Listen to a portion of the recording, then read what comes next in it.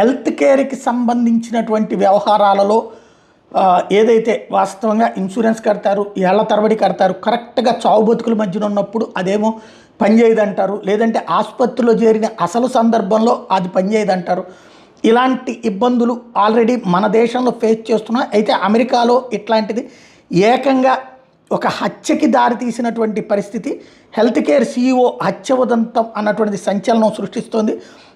హత్య తర్వాత నిందితుడి కోసంని అరెస్ట్ చేస్తే అక్కడ ఉన్నటువంటి ప్రజలు ఆందోళనకు దిగారు. నిందితుడిని రక్షించాలి, నిందితుడిని కాపాడాలి అని చెప్పేసి అతనికి అనూహ్యమైనటువంటి మద్దతు లభించింది. ఏంటంటే ఇన్సూరెన్స్ కంపెనీల మీద ప్రజలలో పెరుగుతున్నటువంటి వ్యతిరేకత. ప్రపంచవ్యాప్తంగా ఇన్సూరెన్స్ కంపెనీలు చేస్తున్నటువంటి, హెల్త్ ఇన్సూరెన్స్ కంపెనీలు చేస్తుంది ఏంటంటే వేలకు వేల రూపాయలు, లక్షలకు లక్షల రూపాయలు డబ్బులు తీసుకుంటున్నాయి.